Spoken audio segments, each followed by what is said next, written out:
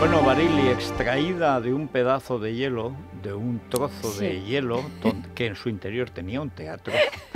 ¿No? Estamos así, es que ahora mismo hay que ventilar, Federico. Bueno, no, hay vamos que a ver. ventilarlo La todo. ventilación son 5 o 10 minutos. El resto es vicio. Bueno, pero mira Andrés Arconada, que dice que también que pasa unos fríos en los cines que bueno, no te lo puedes creer. En los cines pasas, si vas a Estados Unidos también sales cubito, ¿eh? Sí, sales cubito. Sí. Bueno, pero aquí como sales y él enamorado... viene de Palencia, además. A él le da igual, es como tú, Teruel, no, Soria. Al revés, somos los más frioleros del mundo. Es verdad, es verdad. Bueno, tenemos aquí a Lucía Lacarra. Buenos días, querida. Buenos días, bienvenida.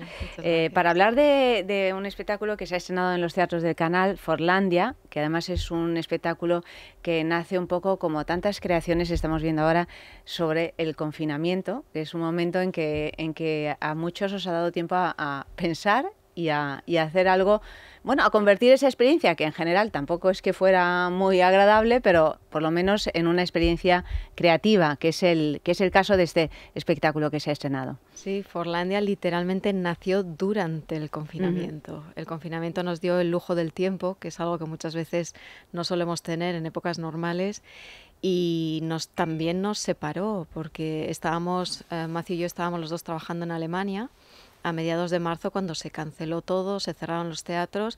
Yo volé el 13 de marzo para ir a donde mi niña de 5 años, a Zumaya, en el País Vasco, y él fue a visitar a su hijo a Ámsterdam, y al día siguiente nos confinaron. Entonces fue algo inesperado, y yo creo que hoy en día estas situaciones que estamos viviendo te enseña a ti mismo tu naturaleza, ¿no? Yo me hubieran dicho hace 2 años que hubiera pasado que podría pasar algo así, y digo, yo me muero.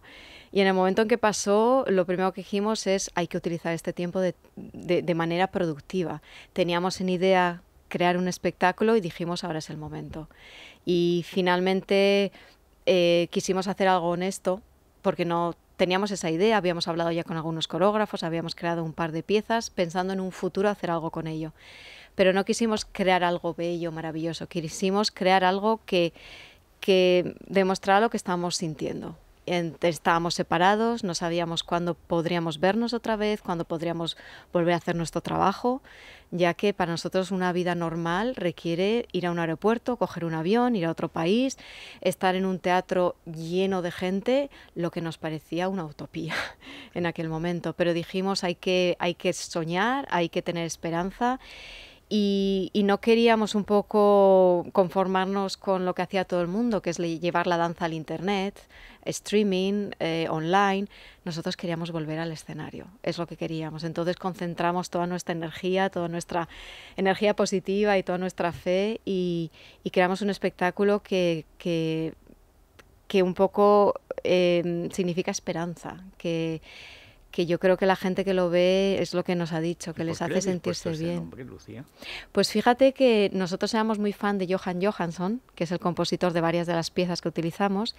Matt hasta tuvo la suerte de verle en vivo en Ámsterdam poco antes de que el compositor muriera.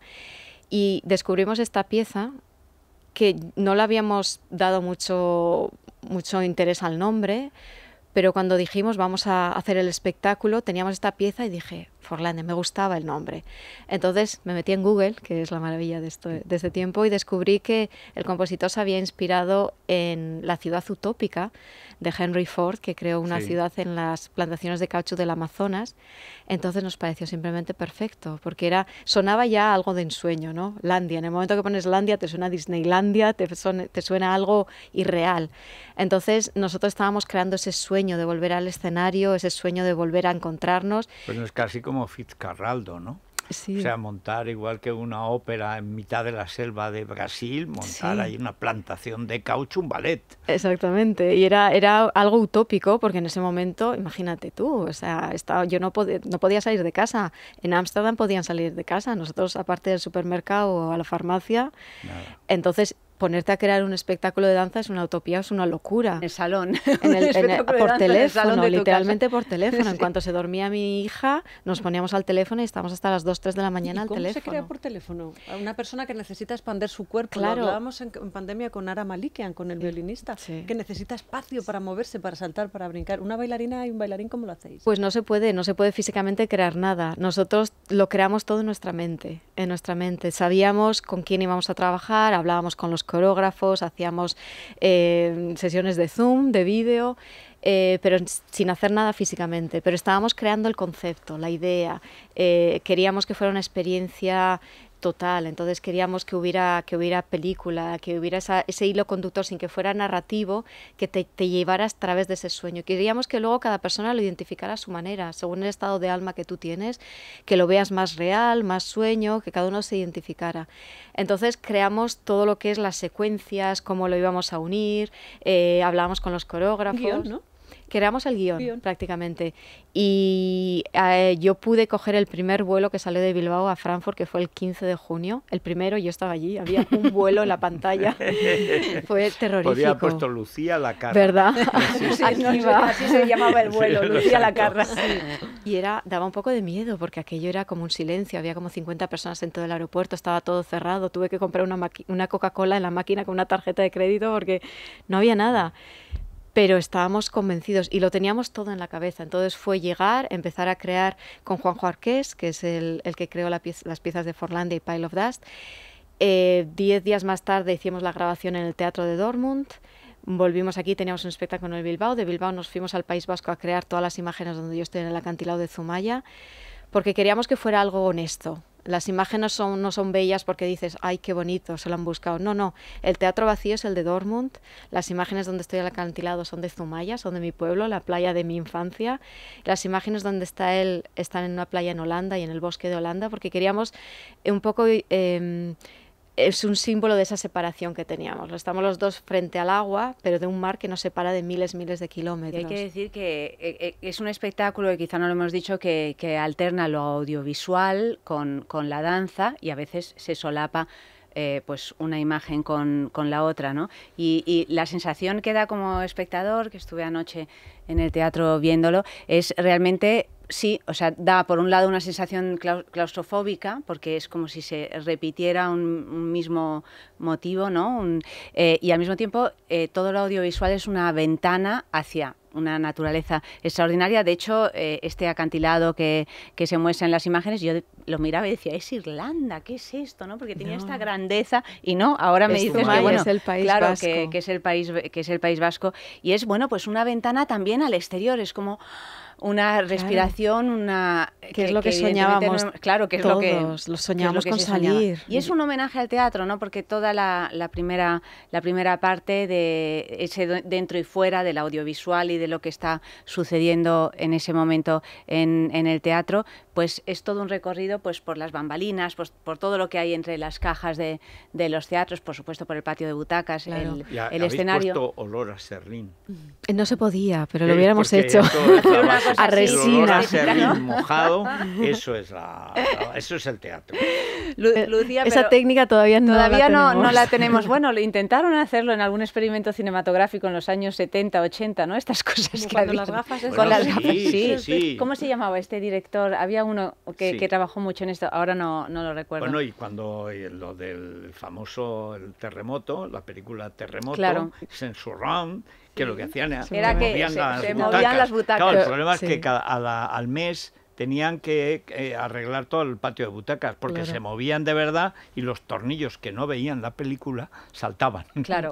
Lo peor es que ahora lo del olor, como habría que hacerlo con aerosol y lleva todo el mundo la mascarilla, tampoco hubiera funcionado mucho. Habría que embeber la mascarilla. Pero puedes ponerlo en aceites esenciales. Claro, por eso, aceites esenciales. Lucía, yo Hay quería siempre una forma. dar un paso atrás y saber un poco que nos contaras un poquito tu historia, ¿no? Cómo llegas a hacer Forlandia en los teatros de Canal después de un recorrido exitosísimo, porque la verdad es que la historia de Lucía es un poco Landia, es un poco un cuento así de hadas, porque es una niña del País Vasco enamorada de la danza por Pues porque no había le nadie llegó en la familia que... No había ni escuela de danza. Y no había, el tema es Zumaya. ese, que no había escuela de danza donde vivía Lucía y tú llorabas de ver que no tenías la posibilidad de desarrollar este talento natural. ¿Cómo fue aquello? Desde los 3 años yo decía que yo iba a ser bailarina. Y cuando... ¿Y por qué? Pues no lo sé. No lo sé yo, no lo sé nadie, no lo sabe nadie. Mi madre dice que ella tenía el típico joyero antiguo que tenía la bailarina que giraba con la música del lago y que yo de bebé podía pasarme horas mirándolo. Pues pero aparte de eso, en mi familia no hay nadie. Me decían desde muy pequeñita que hiciera danzas vascas y yo me negaba, porque decían, no, yo con puntas, yo no, eso no es lo que yo quiero. Y la verdad es que sí, yo recuerdo ver a Grace Kelly en la época, que solía salir con las niñas de Monte Carlo, de la escuela que ella había abierto, y yo lloraba, porque yo veía niñas que eran de mi edad que bailaban y yo no estaba bailando. Entonces, eso sí que fue una utopía, porque de un pueblo donde ni siquiera tienes una escuela, una academia de danza, con 3 años querer bailar, y además yo decía convencida que yo iba a ser bailarina y no se me fue nunca de la cabeza. ¿Cómo llegas a Víctor Ullate?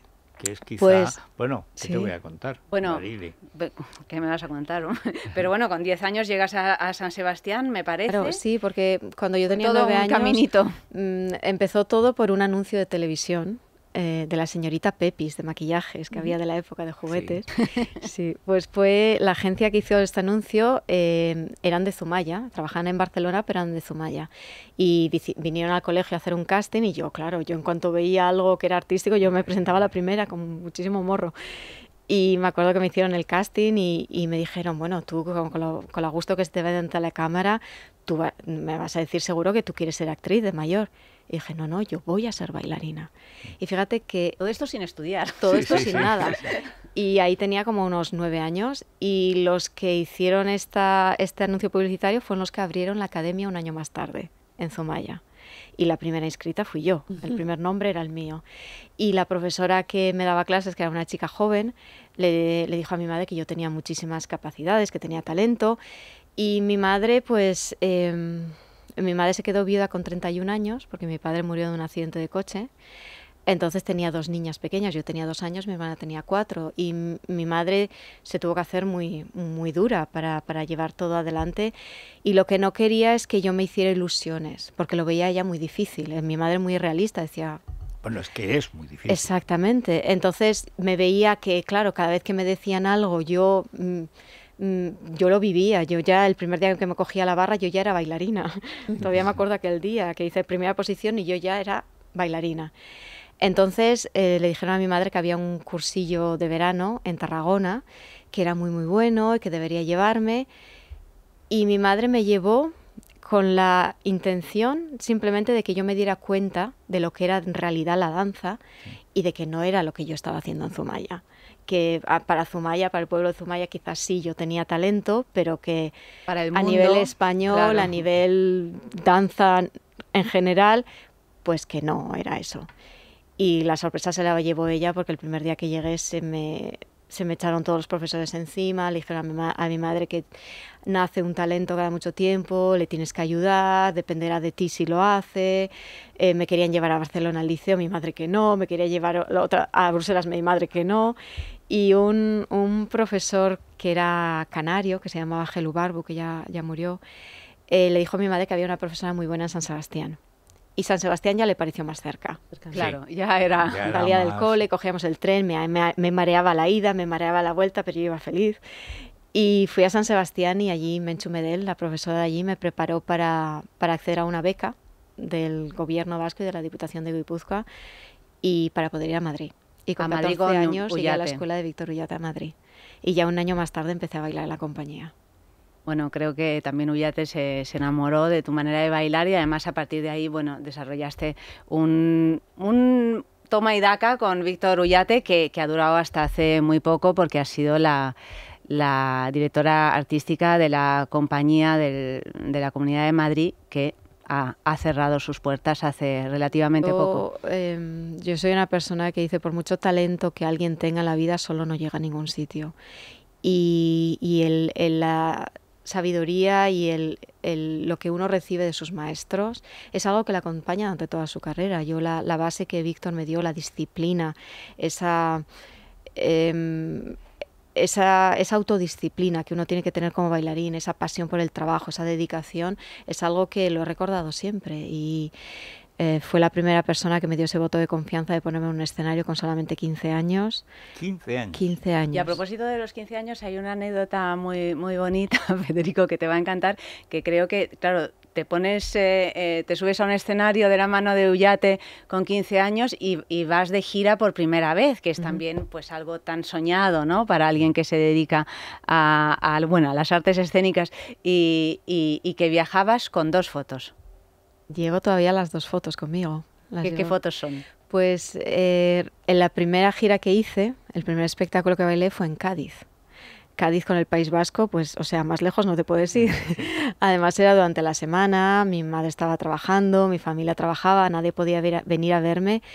Entonces fue como un instinto de llevarme algo de mi familia. Y me llevé 2 fotos. Una foto era la de mis padres, cuando eran todavía novios. En esta época iban de boda cada fin de semana prácticamente, y es una foto que les hicieron en alguna boda que estaban.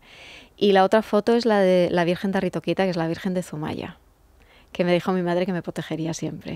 Bueno, y hay que reconocer que, aunque me duela, que ha sido por de lo la más Virgen eficaz. del Tremedal, Claro, pero está al mismo nivel. Es que Federico tiene la suya de Virgen, entonces, bueno. Sí. La vida de la bailarina y del bailarín es tan dura como vemos siempre en las películas, esa competitividad, esa falta de alimentación, esa dedicación 20 horas al día. A ver, las películas para que funcionen tienen que ser películas.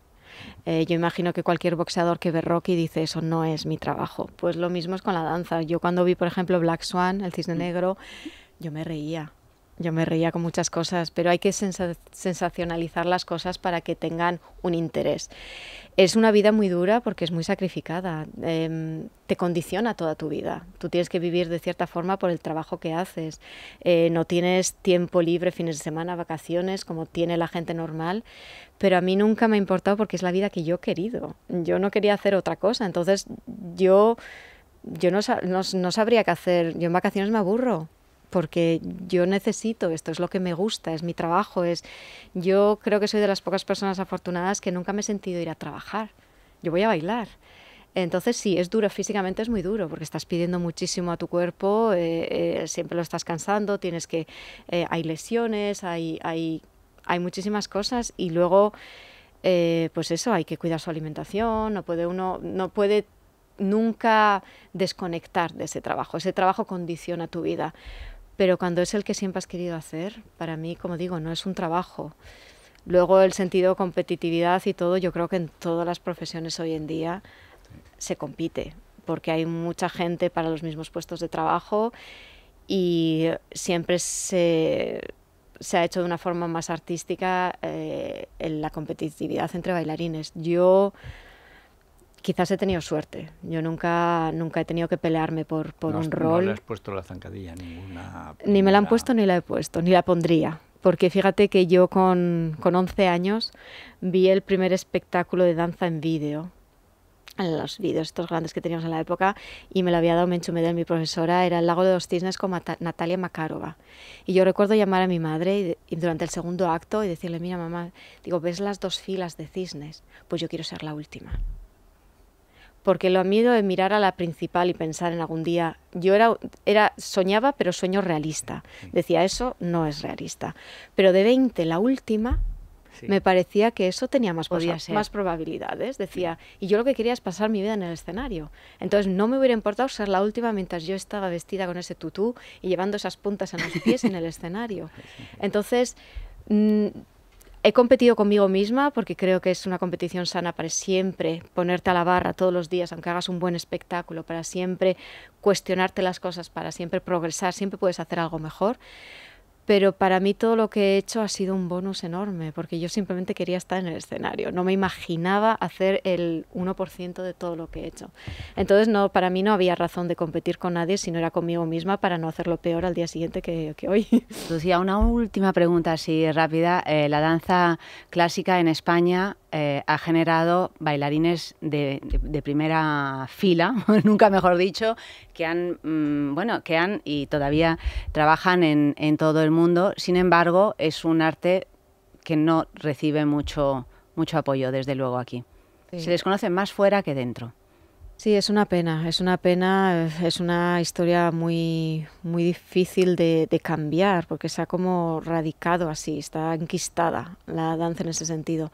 La danza debería primeramente liberarse de todo aspecto político, debería estar defendido por simplemente ser nutrición del alma. El arte es necesario, lo necesitamos, es cultura, es educación, y así se considera en otros países. Otros países, yo cojo siempre como ejemplo Alemania. Cada ciudad tiene un teatro, cada teatro tiene su compañía, aunque sea pequeña. Hay teatros que no se pueden permitir más que un grupo pequeño que sea moderno, pero están orgullosos de tenerlo y de ofrecer danza a sus ciudadanos, porque es necesario, el arte es necesario, la cultura es necesaria. Y aquí pues vamos con retraso en todo eso, y es una pena porque yo creo que el hecho de que seamos españoles, de que tenemos esta sangre caliente, nos hace más artistas y se nos identifica en otros países, porque tenemos también esa fuerza, tenemos ese tesón, esas ganas de llegar a algo, y eso hace que tenemos ese individualismo y ese algo especial que en el mundo del arte funciona. Y es una pena que aquí no se le ayude más, no se le valore más y no se incite más. De otro modo, yo soy muy crítica también personalmente, y mucha culpa la tenemos nosotros, porque no hay solidaridad en el mundo de la danza en España. Hay mucho individualismo, queremos que a mí me vaya bien pero a ti no, y así no funciona, sobre todo que la unión es lo que hace la fuerza. Nos estamos dando cuenta ahora con todo este distanciamiento y todo este grupos reducidos. No hay una unión, no hay un grupo que tenga fuerza, y hace falta unirse. La danza en España se tiene que unir, toda la danza en general, quitar nombres, quitar categorías, quitar etiquetas y títulos de yo soy moderno, yo soy clásico. La danza debería ser danza y debería unirse para coger fuerza. Y solo cogiendo fuerza podemos coger una posición de respeto y de la importancia que tiene en el mundo del arte. Bueno, Lucía además es que tiene una voz preciosa. Estaríamos aquí preguntándole por la bailarina que daba vueltas. ¿En qué año la vio por primera vez en la cajita de música? Pero en todo caso, muchas gracias por estar con nosotros, Lucía, enorme. Y sabemos que te va a ir muy bien, porque solo te puede ir bien. Yo lo disfruto y yo creo que... Además, con esa virgen, ¿qué virgen es? Arritoquieta, es difícil, claro, el nombre. Un poco difícil de tal, pero bueno, yo tomo nota. Le digo a mi madre siempre, menos mal que no me pusiste ese nombre porque lo tendría mal. Como nombre artístico, sí. Bueno, Forlandia, en los Teatros del Canal, hasta el domingo que viene, Teatros del Canal de Madrid. Gracias, Lucía. Bueno, muchísimas gracias. Para el colesterol, y volvemos en un minuto, que está ya Adrián preparado para hablar con nosotros. Es la mañana de Federico, con Federico Jiménez Los Santos.